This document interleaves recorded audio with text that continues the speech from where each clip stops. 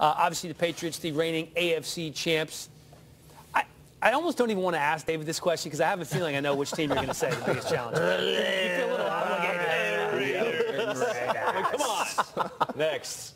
Jaguars. Jaguars could do it, right? They're built pretty good. Yeah. I think up front, I like what they've done on defense. Will, we have some experience with a good defensive front, right? Winning the Super Bowl. So I think that Tom Coughlin's trying to do the same thing down there. Blake Bortles he has to have some energy and life and excitement that they didn't try to replace the guy. You know, I mean, they love him down there. So that gives you some confidence he'll play better, I think, this year. So you say Jags, Will. What do you say? You know, I say Jags as well. I mean, once again, they revamped that D-line. They went and got Taven Bryan from the Florida Gators down there in Gainesville and just beef up that front. And right now they have everything in play to make it happen. Yep. They could have made it happen last year, but. Some said maybe just a quarterback away. We'll see how Bortles does this year. Didn't get the quarterback. D-Hall, what do you think?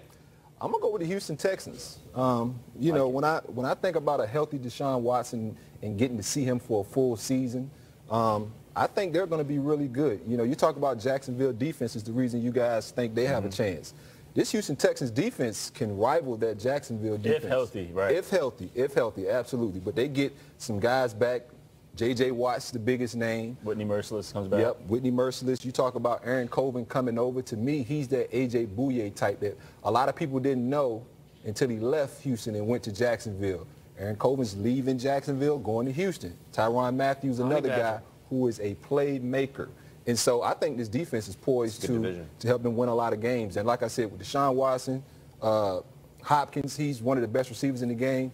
I think they're gonna get them a run for their money. You could make the argument that's the best division in football, maybe the best in the AFC easily. All right, who's challenging the Eagles in the NFC? David, Super Bowl champs now. Yeah, you know, I'm going to go with the team that we haven't really talked a lot about. The quarterback was injured a little bit last year. The Green Bay Packers. I think you give Aaron Rodgers, who I think is the best quarterback in the game, you give him Jimmy Graham now, a guy that we're not worried about him blocking. We want him to match up on linebackers and beat him up.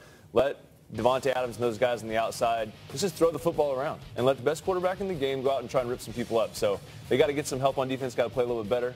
But I think that the Green Bay Packers are always in it if Aaron Rodgers is on the field. And maybe Jimmy Graham is the newer version of what Jordy Nelson was for Brett. Could be. Or Jimmy Graham can be what he was in New Orleans with Drew Brees. That's what happens when you have, you know. And Green Bay drafted some really good DBs, and so that was kind of an area of concern for Green Bay. So I like it. Couple of corners.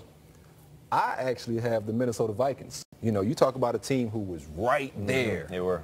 And, you know, I didn't think Case Keenum was that great until he went out there and diced me up. And so the grass isn't always greener on the other side. And so they got rid of Case Keenum for Kirk Cousins, gave him a whole lot of money. Now let's see. The only thing he can do to be better than Case Keenum is get to a Super Bowl. That's too easy. That's their defense. For me, the biggest challenge for the Eagles are the Eagles. Can you do it again?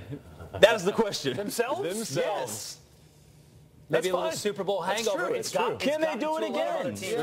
And they got their ring. Don't relax. And the Eagles have always relished the opportunity or being the underdog. Now they're being chased by everybody. Yes, they're the 100. The underdogs no more. It is the intersection of metrics